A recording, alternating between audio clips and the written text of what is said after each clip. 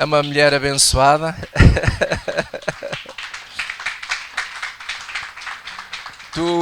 Tu és pequenina, mas hoje já me fizeste chorar com a tua música. Não foste tu que cantaste, mas foi muito bem cantada ali pela Sara, não é? E às vezes é assim, nos momentos difíceis da nossa vida surgem inspiração divina. Então é uma música muito bonita que nos leva a confiar neste Deus maravilhoso. Amém? Bom dia novamente, agora com um bocadinho mais de som. Jesus, não sei, em português não sei, mas em inglês Jesus também é chamado de Lily of the Valley. É no vale, sabe, onde ninguém quer estar. E às vezes lá é onde crescem as flores mais bonitas. Então não tenha medo dos vales, eu sei que às vezes pode ser um lugar sombrio, mas ele disse que nunca nos deixaria nem desampararia. Ele está connosco mesmo no vale da sombra da morte. Amém? Nunca se esqueçam disso. Vamos abrir as nossas Bíblias em 1 de Pedro.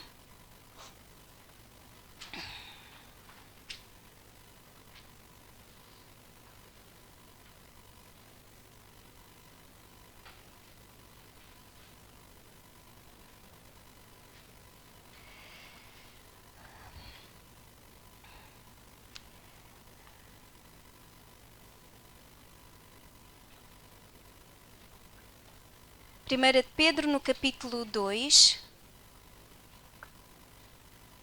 Já está um bocadinho de calor aqui, não é?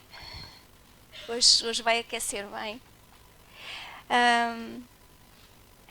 Mas pronto, podem vir de fato de banho. E com aqueles... Como é que se chama? Não é leque, aquelas... As cangas, é isso. Obrigada, Carla. Para tapar e tal, mas fica mais arejado se quiserem. Não, pronto. Não está autorizado de fato de banho. Só mesmo alças e calções. Ora bem, então vamos aqui à palavra de Deus. Quero começar por juntos orarmos, pode ser? Baixar as cabeças. Concentrar naquilo que vamos fazer agora. Senhor, nós nos aproximamos da Tua palavra com reverência, mas ao mesmo tempo com ousadia, porque sabemos que ela é a luz para o nosso caminho, ela é a lâmpada para passo a passo aquilo que nós andamos diariamente. Ajuda-nos neste dia a observar a Tua palavra e ajustar a nossa vida à Tua palavra e não a Tua palavra à nossa vida.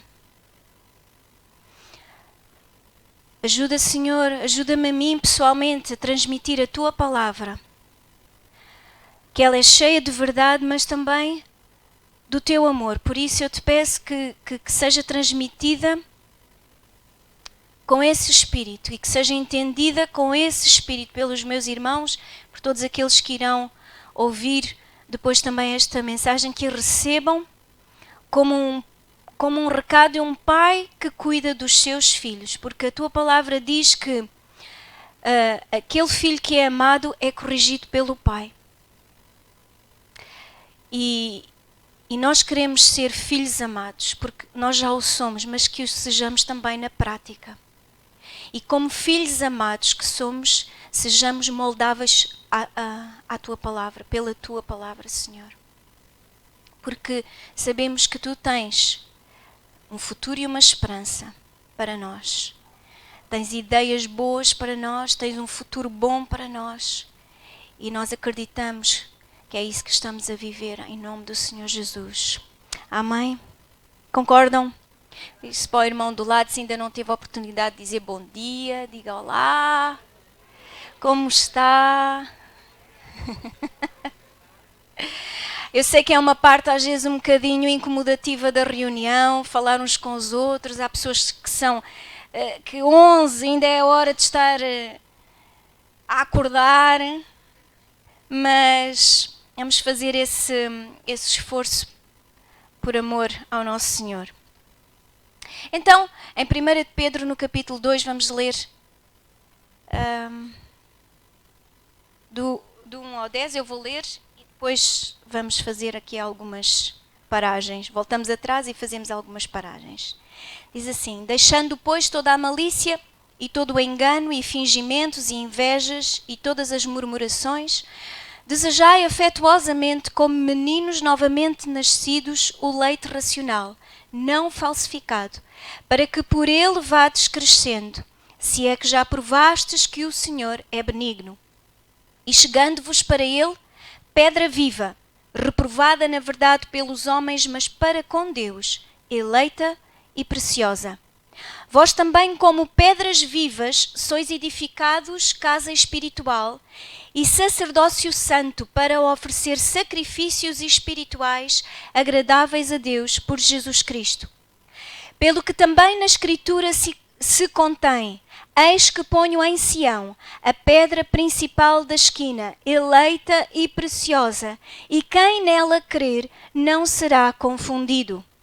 E assim, para vós, os que credes, é preciosa, mas para os rebeldes, a pedra que os edificadores reprovaram, essa foi a principal de esquina. E uma pedra de tropeço e rocha de escândalo para aqueles que tropeçam na palavra, sendo desobedientes para o que também foram destinados. Mas vós sois a geração eleita, o sacerdócio real, a nação santa, o povo adquirido, para que anuncieis as virtudes daquele que vos chamou das trevas para a sua maravilhosa luz. Vós, que em outro tempo não erais povo, mas agora sois povo de Deus, que não tinhais alcançado misericórdia, mas agora alcançastes misericórdia. Glória a Deus pela sua palavra. Bem, em primeiro lugar, eu quero dizer que será impossível extrair toda a proteína, vitamina, sais minerais, tudo o que se encontra nesta simples passagem de 10, simples entre aspas, de 10 versículos. Então eu vou retirar alguns ensinamentos destes 10 versículos para a nossa consideração e recomendo a leitura. Se não for ler mais nada esta semana, leia repetidamente estes 10 versículos ao longo da semana, para que mais daquilo que está aqui Deus possa revelar ao seu coração. Por incrível que pareça, ao fim de 30 e não sei quantos anos, já nem sei, de ter vindo a Cristo, de ter feito dele o meu Senhor, a palavra de Deus ainda me surpreende e ainda acrescenta mais àquilo que eu já sabia. Portanto, nem tenho a pretensão de estar aqui a dizer eu sei tudo o que está aqui escrito e tudo o que eu disser é apenas o que há. Não, há muito mais. Busquem também vocês. Pode vir cá para a semana outra pessoa e usar a mesma parte da Escritura e falar muito mais coisas e outras coisas que eu não vou abordar. Então, o meu encorajamento e o facto de falar aqui hoje esta passagem é que esta passagem incite cada um de nós a amar mais a Deus, a amar mais o Senhor Jesus e a buscar, na inspiração do Espírito Santo, mais revelação da sua palavra para as nossas vidas. Amém? Quem concordar, diga assim seja comigo. Amém. Então, vou voltar atrás e vou voltar ao versículo 1. E o versículo 1 tem sido aquilo que nós temos falado muitas vezes ao longo destes 3 meses de igreja. Deixando, pois, toda a malícia, todo o engano, fingimento, inveja e todas as murmurações. Não fui só eu, mas outras pessoas falaram, como o pastor da igreja, que é o meu marido, como a Carla também, apresentarmos a Deus as nossas obras de um homem espiritual. Então, neste versículo 1, nós vemos logo a exortação de nós deixarmos as coisas do velho homem, as coisas do homem carnal, para seguirmos algo mais importante. Deixemos as coisas que não interessam, como aquilo que está aqui mencionado, a malícia. A malícia, o engano, o fingimento, inveja e murmuração. É para largarmos estas coisas. É para nos analisarmos com sinceridade. E se há em nós isto, devemos deixar. Na força de Deus, nós vamos deixar todas estas coisas. Versículo 2 diz assim: desejai afetuosamente como meninos novamente nascidos, o leite racional não falsificado, para que por eles vá crescendo. Eu exorto vocês a trazerem papel e caneta Lighthouse, para sublinharem com o marcador amarelo e anotarem no vosso caderno ou na vossa Bíblia. Deuteronômio, no capítulo 8, versículo 3 diz: nem só de pão viverá o homem, mas de toda a palavra que sai da boca de Deus. Então, este é o leite racional. Mas a Bíblia diz, atenção, não é a palavra pela palavra, mas é deseja afetuosamente. Quem é que está aqui das senhoras que já teve filhos? E foi ou de parto normal ou com uma epidural, então deu logo para estar com o bebê. E quem é que teve um filho ou uma filha que nasceu esfomeado? Olha, o meu Benjamin, quando nasceu, agarrou logo nos dedinhos dele, estes dois assim, meteu na boca, sugava, ele chorava de fome e sugava os dedos com tanta fome que ele tinha. Quando a enfermeira, ou médica, já não me lembro, pôs no meu peito para ele poder comer, ele parecia que não havia amanhã, queria comer tudo. É assim que a palavra de Deus diz: desejai afetuosamente o alimento da palavra de Deus, como um recém-nascido anseia pelo alimento da sua mãe. Assim devemos nós desejar o alimento da palavra de Deus. E nos aproximamos da sua palavra com expectativa, com emoção, como um bebê coloca o peito da sua mãe na boca e mama e suga do seu leite, e é alimento para si.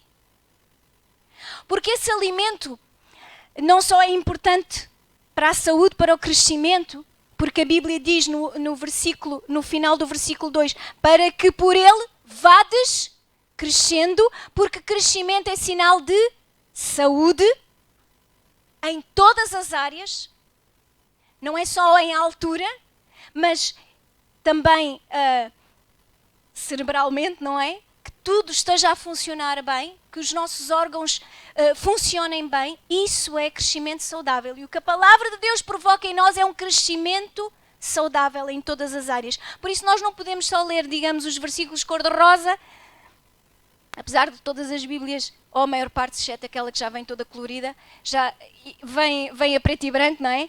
Mas não vamos ler só os versículos cor-de-rosa, não vamos ler só aquilo que nos convém, mas vamos ler tudo, aquilo que nos confronta também. Porque isso que nos confronta é o que nos faz crescer mais. Sabe, quando alguém quer formar músculo, ele não é assim. Porquê? Porque vai demorar imenso tempo, porque não tem resistência. Mas se eu agarrar num peso, este já é considerável para aquilo que eu faço. Então, se eu começar a fazer, não faço nada nos músculos, mas 20, 30, 50 vezes, já começa a pesar. Mas chega a um ponto que o músculo já desenvolveu o quanto poderia desenvolver com este peso. Então eu tenho que aumentar o peso. Eu não é... Tu sabes disto, não é? Porque um bocadinho lá por casa, não é? Ouve-se, não é, Manel? Então, quando eu quero aumentar mais, então eu tenho que aumentar o peso que vou colocar na minha mão, neste caso, para aumentar o músculo que eu tenho.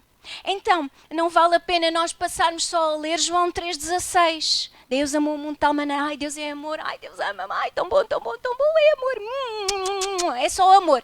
Pois, mas e nós sabemos que como pais, que não damos só amor, damos educação, damos correção, ensinamento, palmadinhas às vezes, poucas vezes, às vezes uns castigos, porque tem de ser, porque tudo faz parte do crescimento saudável. para termos um crescimento saudável. Então não podemos só ler as partes cor-de-rosa da Bíblia que nos convém, mas deixemos que toda a palavra provoque em nós crescimento em todas as áreas. Amém? Versículo 4. Chegando-vos para ele, pedra viva, reprovada na verdade pelos homens, mas para com Deus eleita e preciosa. De quem é que Pedro está a falar? De Jesus Cristo. Jesus é a pedra viva, é a pedra principal. Sem Cristo, sem Jesus Cristo, não há esperança, não há vida eterna. E a pedra é o fundamento. E a Bíblia diz, vocês podem anotar, não vamos ler por causa do tempo, em 1 Coríntios 3:11, que Jesus Cristo é o fundamento. É a pedra fundamental. Não é a pedra filosofal, é a pedra fundamental. E saltando aí o versículo 5, vamos ler. Pelo que também na Escritura se contém, versículo 6, eis que põe em Sião a pedra principal da esquina, eleita e preciosa, e quem nela crer não será confundido. Ou, noutras traduções, diz quem nela crer não será abalado. Assim também para vós os que credes, é preciosa, mas para os rebeldes, a pedra que os edificadores reprovaram, isto refere-se aos judeus, aos fariseus, aos escribas, essa foi a principal da esquina. E é uma pedra de tropeço, rocha de escândalo para aqueles que tropeçam na palavra, sendo desobedientes.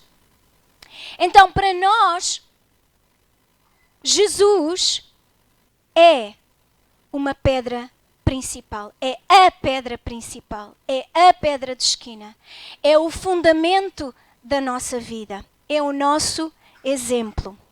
Agora voltamos ao versículo 5, que diz assim: vós também, como pedras vivas, sois edificados casa espiritual e sacerdócio santo, para oferecer sacrifícios espirituais agradáveis a Deus por Jesus Cristo. Então, Pedro está a dizer, vós também, assim como Jesus, lá está, Jesus foi o primogênito dentre os mortos. Jesus é o nosso exemplo. Ele disse aos seus discípulos, como eu fiz, fazei vós também. Jesus é o nosso exemplo. Então, Pedro diz, nós também somos como pedras vivas.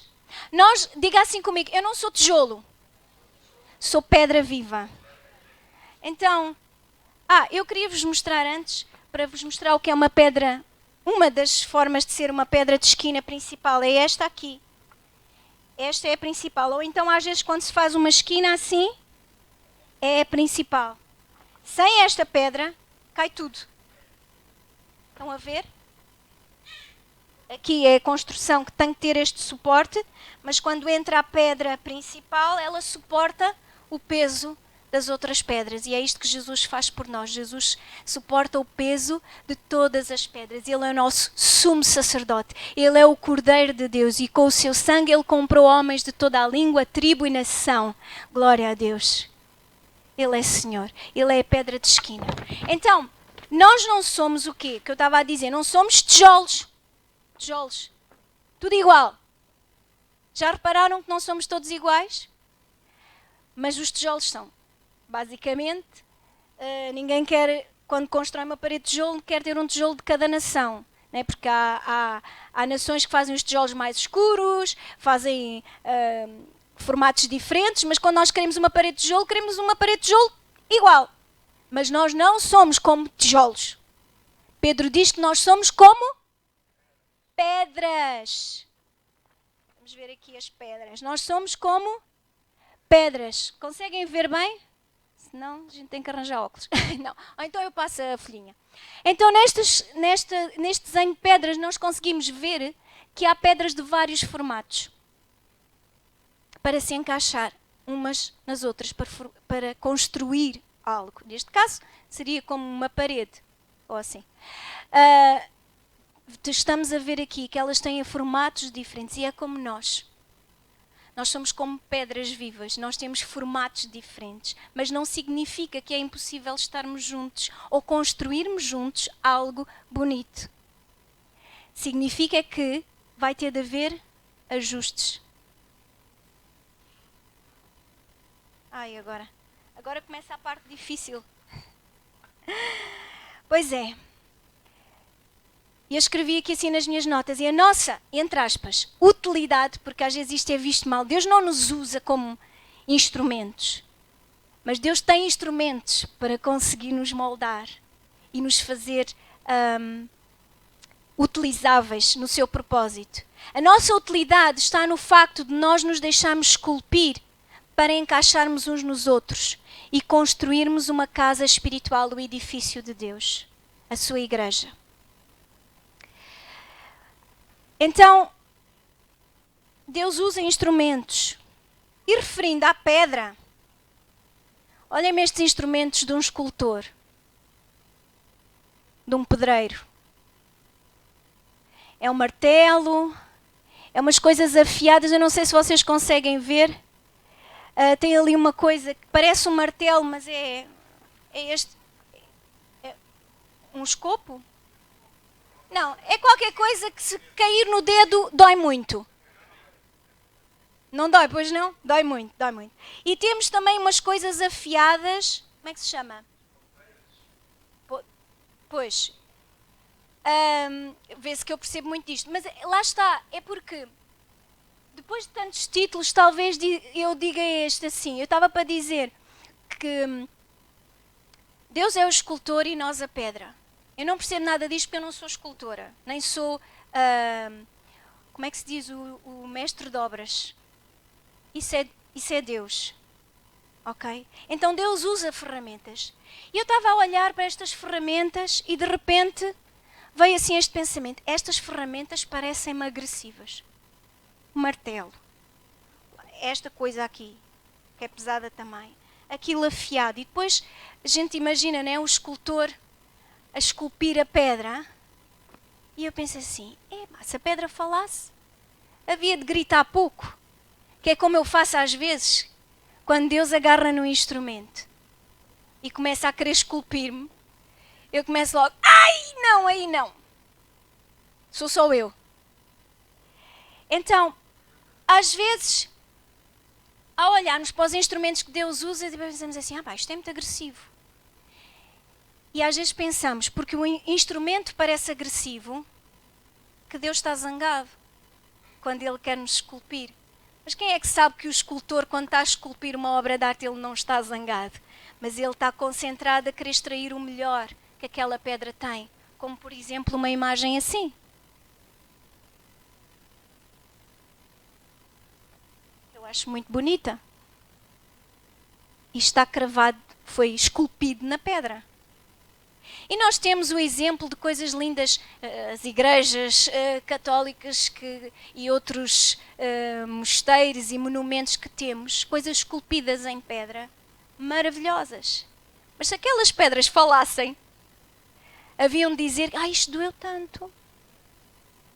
E quando ele vinha com o martelo e com o escopo, ou com não sei o quê, com aquela coisa afiada, eu tremia todo.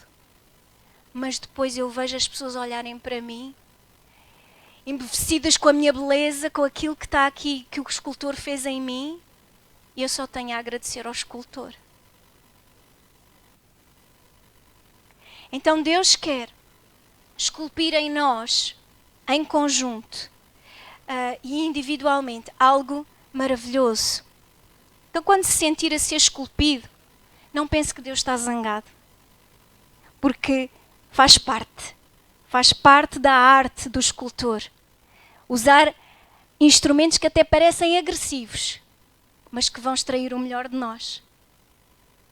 Então, eu gostaria de vos levar a um exemplo, porque em primeiro lugar quero vos dizer que somos esculpidos a nível individual e em segundo, a nível coletivo. E eu quero só vos mostrar um exemplo, se vocês deixarem uma marca aí em 1 de Pedro, porque iremos voltar e abrirem em Gênesis 32, vamos ver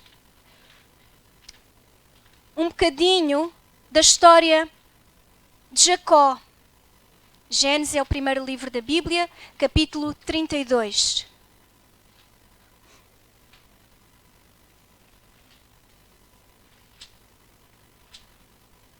Gênesis 32, versículo 22.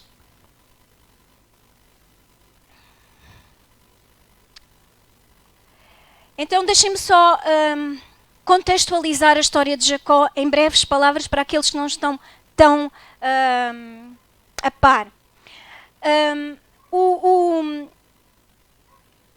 O pai de Jacó era Isaac e a mãe era Rebeca.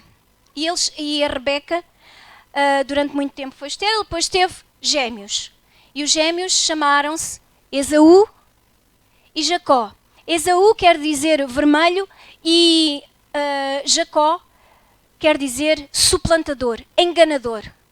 Quem dá o nome deste seu filho? Mas pronto. O que é que aconteceu? Porquê? Porque ele agarrou o calcanhar do irmão à nascença, a mãe estava a ter, e o Jacó veio com a mão dele agarrar o calcanhar do Esaú. Então aí já estava aí a mostrar alguma coisa. Então, Jacó tinha este nome. E numa certa altura da vida, o Isaac ficou muito velho e ficou cego. E pediu para dar a sua bênção aos seus filhos, sendo que o primogênito tinha a maior bênção e o outro tinha a outra bênção a seguir, que não era tão grande, não era tão importante.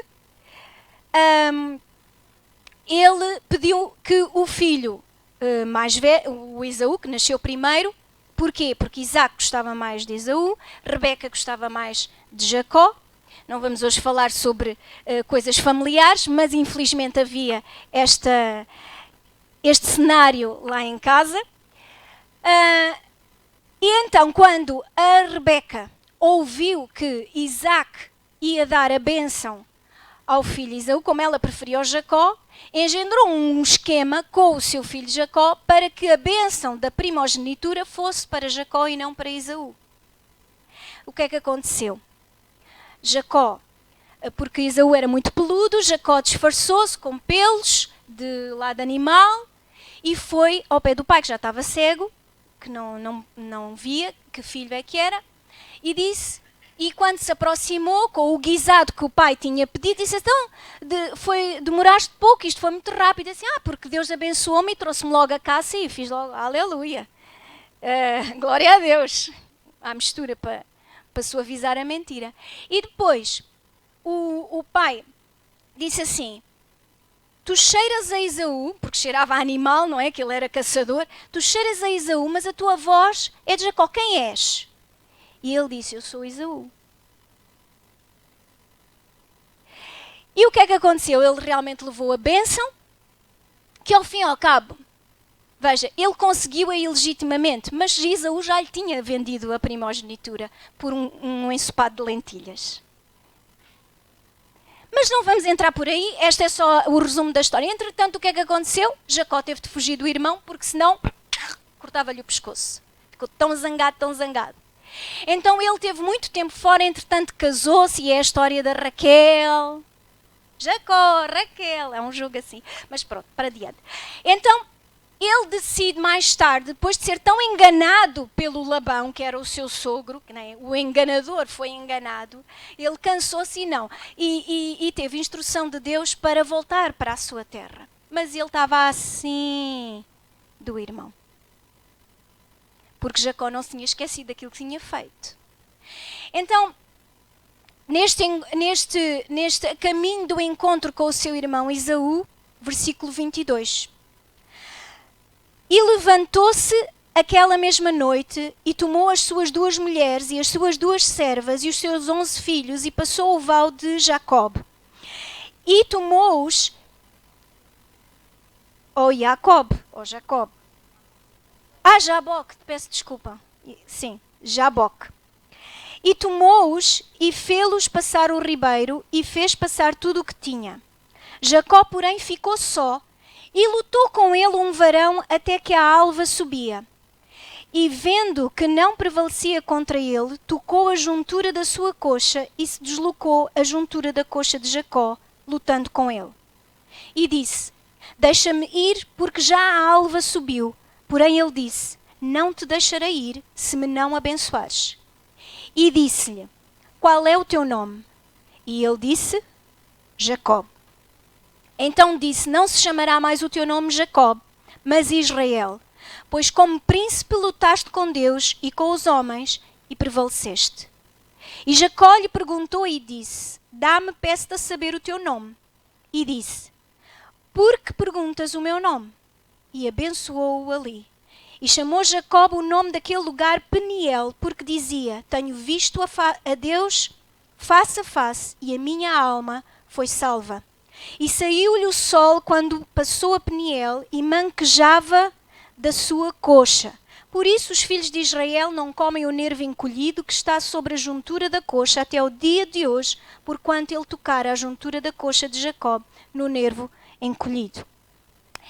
O que é que isto tem a ver com a nossa palavra de hoje? Nós somos esculpidos a nível individual. Jacó teve um encontro com Deus. Este varão, os teólogos falam que é uma cristofonia, que é Cristo que apareceu a Jacó. E diz que ele lutava. E nesta luta, porque pelos vistos Jacó lutava bem, no versículo 25 diz que esse varão tocou a juntura da coxa e se deslocou. E ele passou a coxear. E depois ele perguntou-lhe: qual é o teu nome? Como é que tu te chamas? E sabe, diante de Deus estamos todos nus. Só há uma coisa que prevalece diante de Deus, é a verdade. E foi impossível a Jacó enganar. E ele disse: o meu nome é Jacó. Eu sou um enganador. E aquele varão disse: pois não vais ser mais Jacó, não vais ser mais enganador, mas vais ser Israel, vencedor com Deus. Porquê? Porque quando nós nos deixamos esculpir a nível individual, Deus muda a nossa história. Como fez com Pedro, que era Simão, como fez com Saulo, passou a ser Paulo. Talvez nós não precisemos de mudar de nome. Eu até já não gostei, agora já gosto do meu nome. Já houve tempos em que não gostava e agora gosto. Mas talvez eu sei que há pessoas que se chamavam Maria das Dores e quando chegaram a Cristo mudaram o nome. Quer dizer, não mudaram mesmo lá no conservatório, mas pediram aos irmãos para chamar Maria, não sei, já não me lembro. Maria da Saúde. Havia gente que era Maria da Saúde, em vez de ser Maria das Dores, se diz: chama Maria da Saúde. E as pessoas chamavam: saúde, saúde. E acho que muito bem. Mas, lá está. Quando o pai de Jacó, quando Isaac lhe perguntou quem és, ele disse: eu sou o enganador. Mas quando Deus lhe perguntou quem és, aliás, ele disse: eu sou Esaú. Mentiu ao pai. Mas quando Deus pergunta quem és, ele diz: eu sou Jacó. Eu sou o enganador. Eu sei bem quem eu sou. Mas Deus mudou a sua história. Deus mudou o seu caráter, ele deixou de ser enganador para ser vencedor com Deus. Mas há algo na sua fisionomia que mudou. E às vezes, vir ao encontro com Deus muda-nos. E às vezes, para o exterior, nós tornamos-nos esquisitos. Jacó ficou sozinho a andar bem e de repente, quando a família, os empregados, os filhos, toda a gente o viu, ele vinha a mancar. O que é que te aconteceu? Eu tive um encontro com Deus. E as pessoas podem nos achar esquisitos, mas isso não interessa. Porque quando Deus nos toca, Ele nos faz vencedores com Ele. Não interessa o que os outros pensam. Eles vão ver uma diferença, glória a Deus. Mal será se eles não virem diferença. Mas somos transformados na presença de Deus. Saiu um bocadinho esquisito ele. Mas nós não podemos seguir a Deus e ser igual ao mundo. Não estou a dizer que agora toda a gente vai sair coxa daqui. Hein? Não se preocupem. Ninguém vai sair coxo, se Deus quiser. Mas a Bíblia diz, vocês podem anotar por favor, em 1 de João, no capítulo 2, versículo 15 ao 17, diz: não ameis o mundo, nem o que no mundo há. Porque quem ama o mundo, o amor do Pai, não está nele. Amém? Então não fique triste, porque ao ser esculpido a nível individual, as pessoas lá fora o acham esquisito. Agora já não falas como falavas. Então agora já não vais para os copos como vinhas. Então agora já não dizes as neiras como dizias. Então agora isto ou aquilo. Não interessa. Então agora queremos marcar uma praiazinha ao domingo de manhã e nunca podes. Esquisitos ao mundo, coxos. Mas para Deus, vencedores. Vencedores. E também somos esculpidos a nível coletivo. Em Hebreus 10, 25, vocês podem anotar, diz que não deixemos a nossa congregação como é hábito de alguns, mas mantenhamos esta congregação para nos exortarmos às boas obras, uns aos outros. Exortar-nos uns aos outros às boas obras. Há algo que Deus quer fazer que Ele só consegue fazer quando estamos juntos. É como esta parede não é feita de uma pedra, mas de muitas pedras esculpidas. Muitas pedras onde o martelo e aquelas coisas todas já passaram. Ok? Em Efésios 4, do versículo 11 ao 25, diz que Deus pôs uns para apóstolos, profetas, doutores, pastores, evangelistas, para quê? Para o aperfeiçoamento dos santos, para a obra do ministério. A obra do ministério não é feita para uma pessoa, mas é para o corpo de Cristo, para o seu coletivo. E também em Romanos 12, eu vou abrir Romanos 12,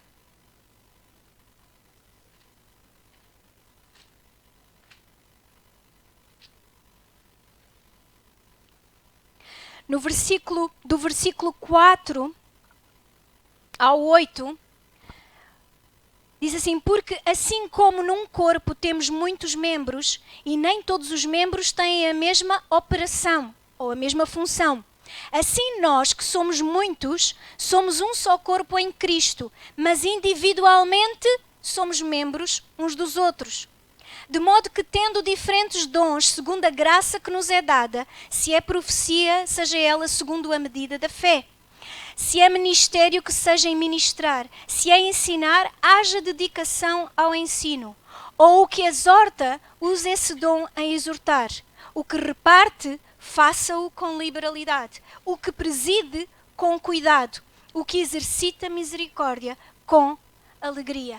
Nada destas funções, nada destas operações são possíveis num indivíduo só. De mim para mim, não. De mim para o corpo. De vocês para mim. De uns para os outros. Tudo aquilo que Deus tem dado, todos os dons que Deus tem dado, é para o corpo. Era para o funcionamento do corpo. Para a edificação do corpo.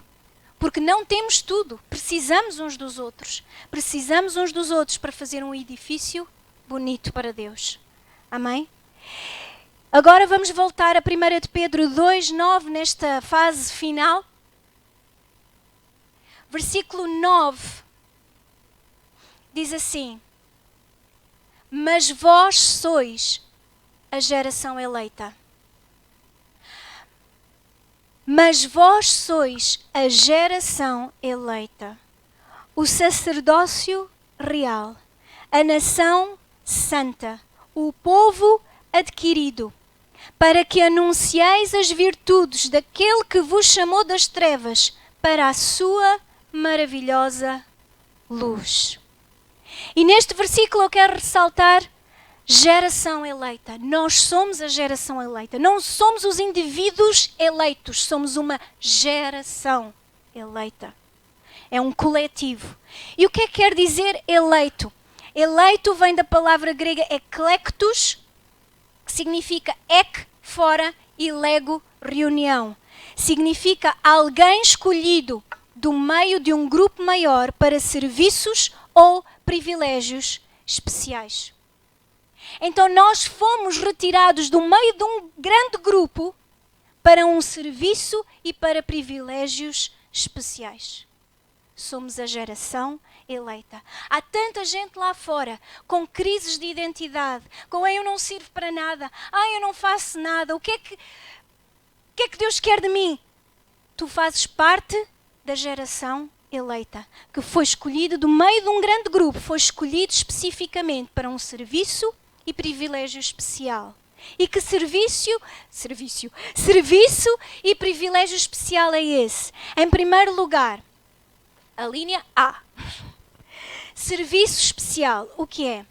É o sacrifício espiritual agradável a Deus por Jesus Cristo. E que serviço especial é este? Anunciar as virtudes de Deus. Anunciar as virtudes de Deus.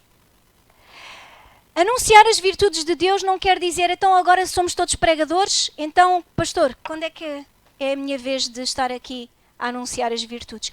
Não, onde quer que nós estejamos, esse é o nosso papel, é o nosso serviço especial, é anunciar as virtudes daquele que nos chamou das trevas para a sua maravilhosa luz. O que são virtudes?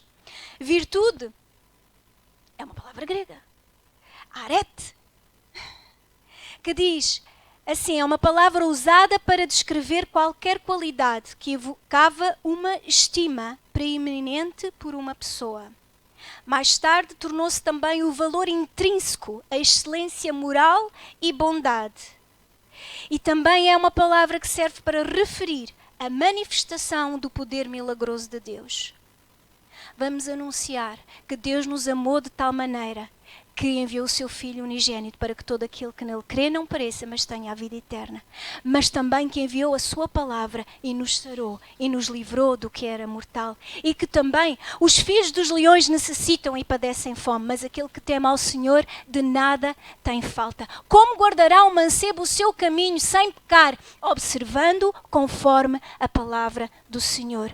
Justos são os teus juízos, perfeitos eternamente. Lâmpada para os meus pés é a tua palavra e luz para o meu caminho.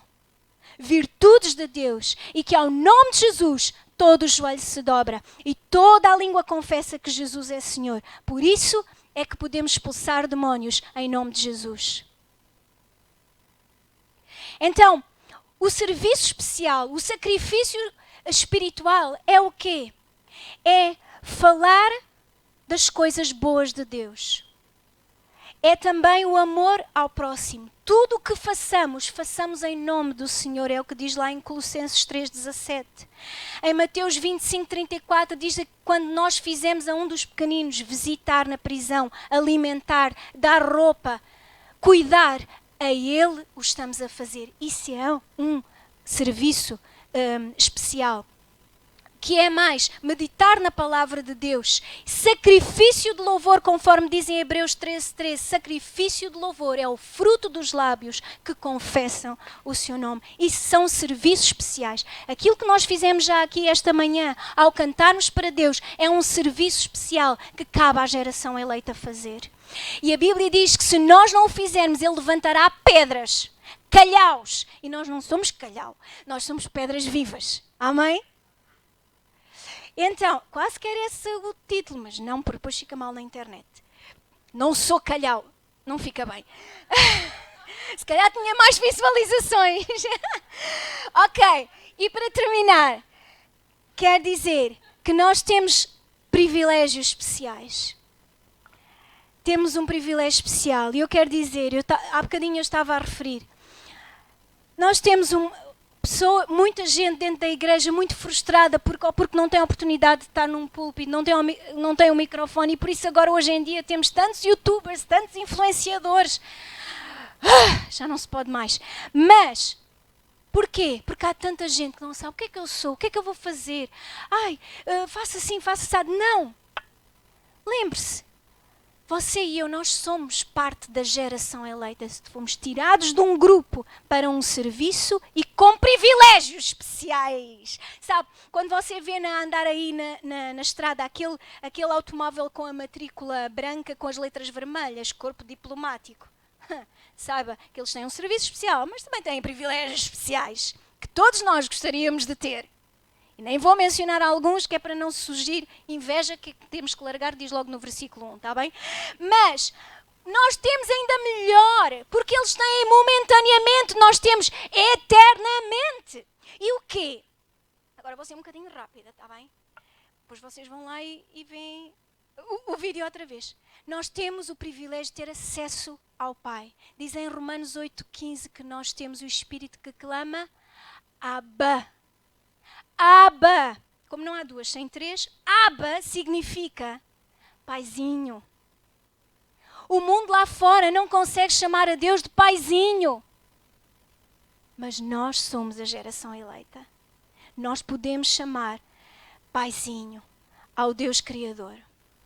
Em 1 Coríntios 3,16 e 1 Coríntios 6,19 diz que nós somos o templo do Espírito Santo, que o nosso corpo é a habitação do Espírito Santo. Por isso é que ele diz, não vos deixarei nem desampararei. Ele está connosco, nós somos a sua habitação, então quando nós vamos para algum lado, onde é que ele vai? Dentro de nós, somos a habitação do Espírito Santo. Que privilégio! Nem toda a gente tem este privilégio. Nós somos embaixadores de Deus. Alguns lutam para ser embaixadores durante alguns anos. Nós somos embaixadores eternamente. Enquanto esta terra durar, você já é um embaixador de Deus. Diz lá em 2 Coríntios, capítulo 5, versículo 18 a 20. Diz que nós somos filhos de Deus. Aos que creem no seu nome, foi-lhes dado o poder de serem feitos filhos de Deus. João 1,12. E mais, nós somos ministros. Agora alguém sentiu elevar-se o rank? Ministros, somos ministros de um novo testamento. Diz lá em 2 Coríntios 3:6. A Bíblia diz também que somos herdeiros de Deus e co-herdeiros com Cristo. Herdeiro de Deus, não é de um qualquer, não é do... nem me lembro do nome.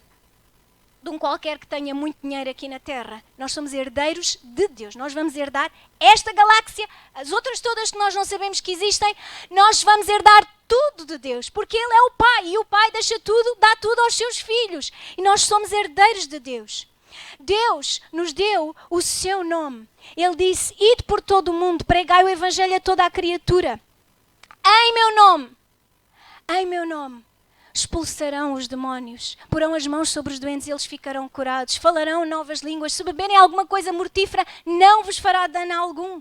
Em nome de Jesus, Ele nos deu o seu nome, é uma procuração. Em nome de quem é que fazes isto? Dizia lá em Atos, em nome de Jesus Cristo. Em nome de Jesus Cristo. E nós fomos, está escrito em 1 aos Coríntios, capítulo 1, versículo 30 a 31, que fomos justificados, redimidos, santificados em Jesus Cristo. Nós fomos salvos da ira de Deus.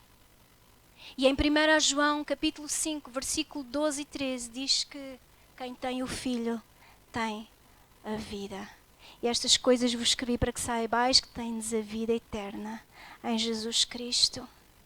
Nós temos a vida eterna. Olha que privilégios que esta geração eleita tem, que é você e que sou eu.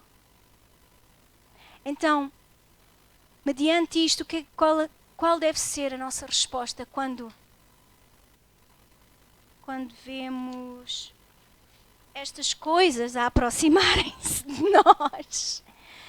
Como pedras vivas, vamos deixar que o escultor faça a obra que ele tem a fazer em nós, para que possamos ser representantes deste Deus maravilhoso, deste Abba, que quer o melhor para nós.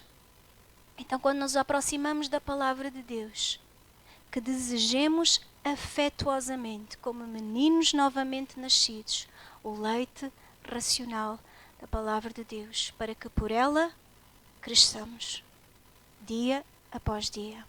Amém?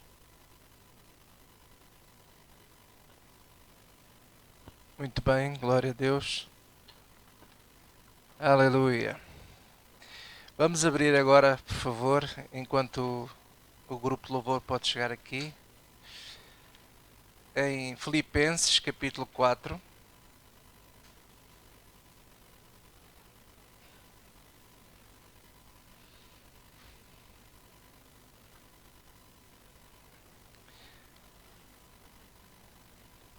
existem momentos difíceis da nossa vida e como a Célia dizia, e é o que a palavra de Deus diz, quando esses momentos difíceis vêm, não é para pensarmos que Deus não gosta de nós, porque é o que a Bíblia diz, tudo coopera para o bem daqueles que amam a Deus. Então nós sempre crescemos, sempre aprendemos a lição. Por mais difícil que nós possamos passar por situações, tudo serve para ensino. E o objetivo, creiam de todo o vosso coração, irmãos, que Deus quer o nosso melhor. Deus quer que nós fiquemos assim, bem esculpidos, bem bonitos, para que quando as pessoas passam por nós, elas vejam